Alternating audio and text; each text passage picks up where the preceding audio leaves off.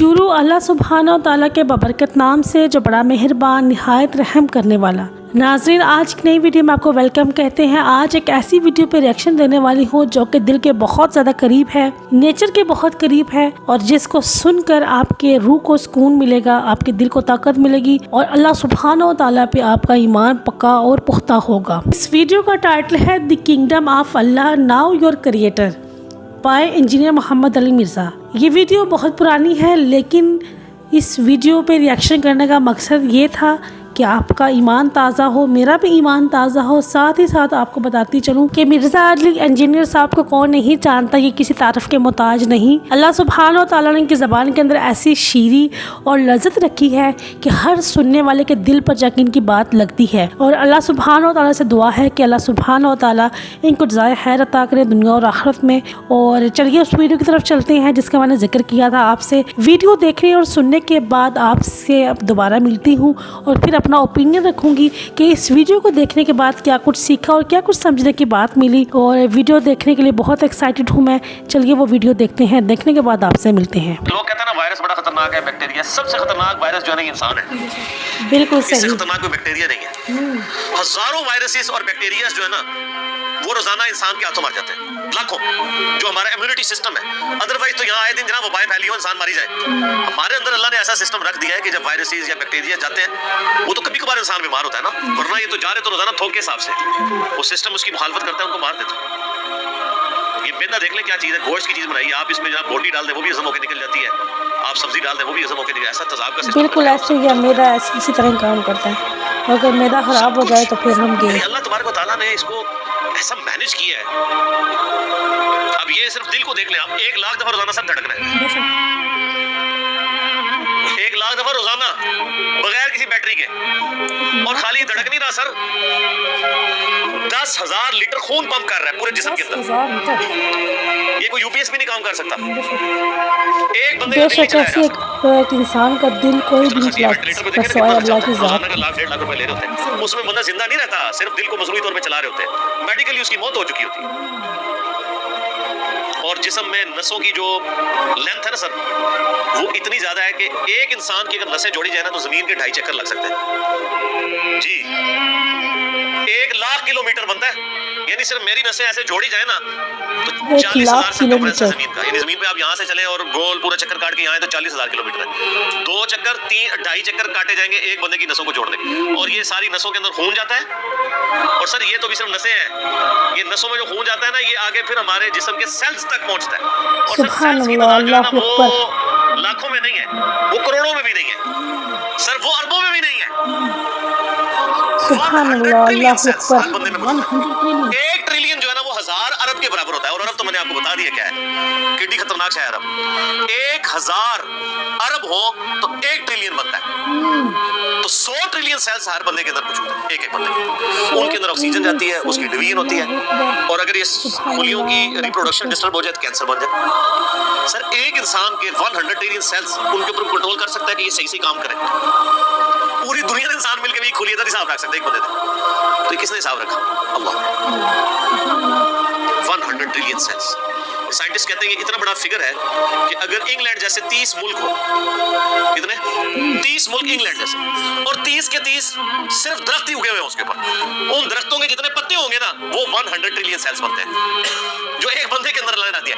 और सर ये सेल्स आप ये ना समझिएगा कि कोई ईंट या बजरी है, एक एक सेल जो है ना उसके अंदर पूरा एक पावर सिस्टम है। एक अगर सेल बनाना पड़ जाए, न्यूयॉर्क सिटी जितनी जगह चाहिए उसके अंदर जितने सिस्टम है जी। जिंदगी की तो मैं बात ही नहीं कर रहा, जिंदगी तो कोई डाल ही नहीं सकता, उसके अंदर जो सिस्टम्स लगे हुए सारी की सारी। और ये एक इंसान की बात हो रही है सर, एक इंसान की, और ये सिर्फ सेल्स की बात हो रही है। अभी ये नहीं बताया जा रहा कि वो सेल्स कैसे डिसाइड करते हैं कि किन सेल्स ने आंखें बनना है, किसने गुर्दे बनने हैं। ये सेल्स तो एक जैसे ही है।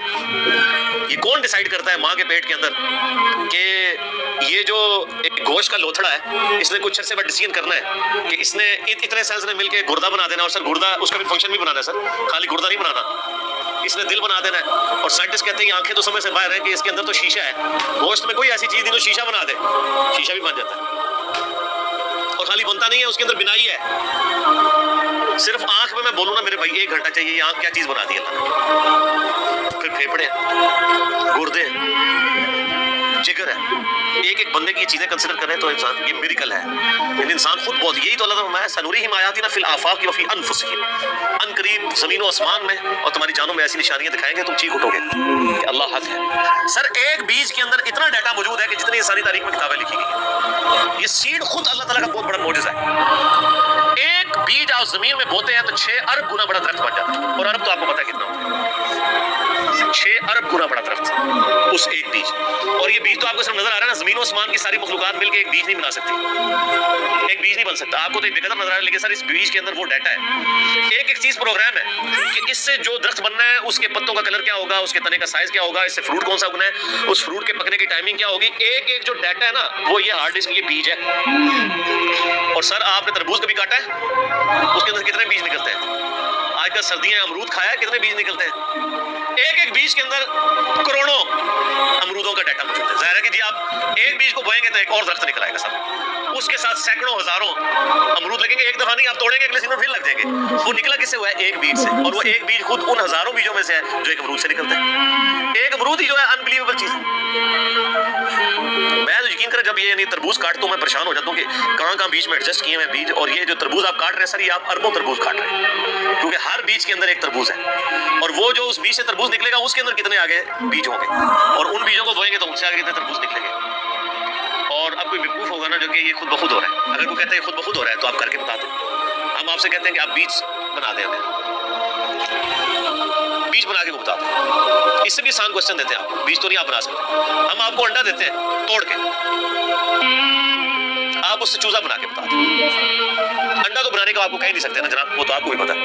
जमीन और आसमान की सारी मखलूकात मिलकर एक अंडा नहीं बना सकती। और मुझे अगर आप बताएं कि अगर किसी शख्स को ये ना बताओ कि चूजा अंडे से निकलता है, आप उसके सामने उल्टे भी लटक जाए ना, वो मानने के लिए तैयार नहीं होगा। यार इसमें से कैसे चूजा निकल सकता है, उसका तो पूरा सिस्टम है, उसके तो एक पूरी एरोफाइल स्ट्रक्चर है उसके परों की, उसके अंदर पूरा एक खाने पीने का निजाम है, वो पूरी एक जिंदगी है। इसलिए इसदार मादे से बनती है, अंदर जाके कौन बना देता है, कोई मानने के लिए तैयार नहीं होगा। इसलिए मैं जुमला बोलता हूँ कि इस कायनात में जो कुछ हो रहा है ना वो मौजूद है, जो कुछ हो रहा है। लेकिन चंद मौजूदात के हम आदी हो चुके हैं, इसलिए हमें मौजूद लगते नहीं है। सर मुर्दे के जिंदा होने से बड़ा मौजूद है अंडे में से चूजे का निकलना। वो मुर्दा जिंदा हो जाए लोग कहेंगे बहुत बड़ा मौजूद हो गया, इसलिए हम आदी नहीं है। सर इससे बड़ा मौजूद अंडे में से चूजा निकलना, उसके अंदर तो कोई ऐसी चीज मौजूद नहीं है, कौन निकाल रहा है। और सर ये एक अंडा नहीं है, खरबों अंडे, मुर्गियों के अंडे, चीलों के अंडे, कबूतरों के अंडे, तोतों के अंडे, ये तो नख्त बनल चीज। इवन ये मक्खियां आपकी जितनी निकल रही है शरातुल अर्द, ये सब अंडों में से निकलती है। ये ड्रैगन फ्लाई जिसका मैं अक्सर जिक्र करता हूँ, जिसके ऊपर इन्होंने चिनोक हेलीकॉप्टर बनाया है, वो जिसके 4 पर होते हैं, जिसे हम पंजाबी में हेलीकॉप्टर कहते हैं। सर ये एक बाल पॉइंट के नुक्ते जितना अंडा है जिससे वो निकल रही है। और उसके एक ढेले के अंदर ना 25,000 आंखें होती हैं, एक ढेले। और वो उसकी आंख कितनी सी थी वो होगी आप देख लें। और वो पूरे कोऑर्डिनेट्स अपने लोकेट करते हैं। आपके हेलीकॉप्टर और जहाजों को तो लैंड करने के लिए जगह चाहिए, और अल्लाह ने जो बनाए हुए हैं, चिड़िया को आपने कभी देखा है, उसको लैंडिंग के लिए कोई जगह तलाश करनी पड़ती है, कोई जगह साफ करवानी पड़ती है, जिधर से उठे जहाज मर्जी जाके लैंड कर ले। और हमारे जहाजों में तो हमें फ्यूल डालना पड़ता है सर, चिड़िया में आपको नहीं फ्यूल डालना पड़ता, वो खुद अपना फ्यूल लेती है। और आजकल तो ये सर्दियां, आपको पता है आजकल वो परिंदे आए हुए साइबेरिया से, इधर साइबेरिया से 10,000 किलोमीटर का सफर। कितना सर?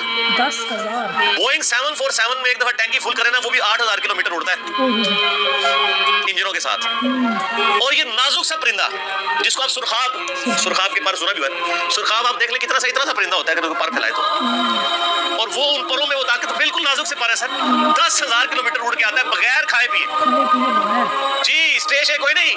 और तवक्कुल देखें, समुद्र के ऊपर से उड़ के आता है जहां वो लैंड भी नहीं कर सकता, और उसको अपने अल्लाह के ऊपर कितना इत्मीनान है कि यहाँ पहुंचता है वो बगैर खाए पिए। और वो नींद की कंडीशन में भी, यानी वो जिसको पंजाबी कहते हैं जागो मीटी रहता है, वो उड़ता रहता है, उसके पर चलते रहते हैं, वो अपनी नींद भी हवा के अंदर पूरी करता है। 10,000 किलोमीटर का सफर करके आते हैं यहाँ पे। और क्योंकि वहां ज्यादा सर्दी होती है ना, ये भी उनको पढ़ाया हुआ है अल्लाह ने जनाब कि सर्दी ज्यादा होगी, चलो सब कॉन्टिनेंट। फिर यहाँ पे हमारे जो शिकारी लोग हैं कुछ शिकार करते हैं, ज्यादातर तो बच जाते हैं। फिर वो जब मौसम जब सही होता है वो वापस भी रशिया चले जाते हैं। ये सर मैं सिर्फ एक स्पीशीज की बात कर रहा हूँ, तितलियां हैं वो भी मिलियंस की तादाद में। आप अगर एक यूट्यूब के ऊपर आप ये नेशनल ज्योग्राफी वालों का प्रोग्राम देखें ना, मेगा माइग्रेशंस के नाम से बड़ी बड़ी जो यानी हिजरतें होती हैं जानवरों की, कहां से कहां तक जाते हैं, बंदा हैरान हो। ये हाथी जनाब जो आपको बिल्कुल सीधा सा नजर आ रहा है, ये सिर्फ पांव मार के ना जमीन पे 40 किलोमीटर दूर कम्युनिकेशन कर लेता है दूसरे हाथी के साथ कि सर मैं तेज है। 40 किलोमीटर बगैर मोबाइल फोन के। और ये जो उकाब है कई किलोमीटर से ना एक कीड़ा भी जमीन के ऊपर देख लेता है सर, और वो शिकार करता है। अल्लाह ने उसको सिखा दिया। फिर अगर मछलियों की तरफ जाएं तो बंदा परेशान हो जाता है। क्या एक यानी गोश्त के एक लोथड़े के अंदर अल्लाह ने क्या उनके अंदर पूरी चीजें फिट कर दी हुई है। समुद्र के अंदर कोई मतलब इंडिकेटर्स तो नहीं लगे हुए कि ये मशरिक है, ये मगरिब है, शिमाल है, जनूब है। उनके दिमाग में कंपास लगी हुई है। ये साइमन मछलियां कहां से चलती हैं, कहां तक वापस पहुंचती हैं, किधर किधर समुद्र में ट्रैवल करती हैं, अपोजिटली भी पहुंच भी जाती हैं। अल्लाह फरमाता है रिज़्क़न लिल इबाद। ये जो खजूरों का जिक्र किया ये खाने के लिए रिज़्क है, मेरे बंदों की रोजी। अल्लाहु अकबर। व अहयना बिही बल्दतम मैता, और इस पानी के जरिए हम मुर्दा जमीन को जिंदा कर देते हैं। कज़ालिकल खुरूज, तुम्हें भी इसी तरीके से हम निकाल लेंगे। वो जो सवाल हुआ था ना जब हम मर के मिट्टी हो जाएंगे और रेजा रेजा हो जाएंगे, ज़ालिका रजुउन बईद, ये तो दूर की बात है, हम जिंदा होंगे। अल्लाह ने ये सारे दलाइल जिक्र करके कहा कज़ालिकल खुरूज। वो जो अल्लाह इतने बड़े बड़े काम कर रहा है ना, और मुर्दा जमीन से वो पानी के जरिए नबातात को उगा रहा है, तुम्हें भी जमीन से उगा लेगा इसी तरीके से।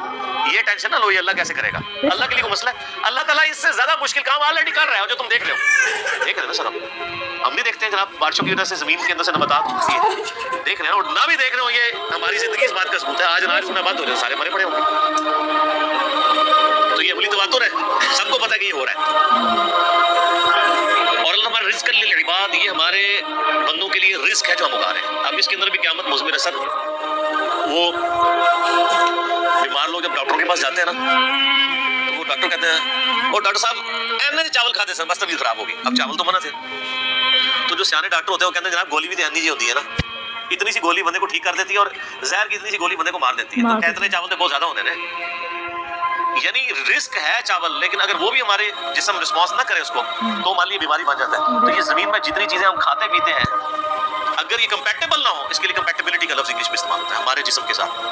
तो सर ये तो एक कतरा टपकाते ही, ये आम जो आप चूस रहे हैं, आम की एक ड्रॉप जुबान में रहते ही बंदा मर सकता है अगर ये हमारे जिस्म के साथ कंपैटिबल ना हो।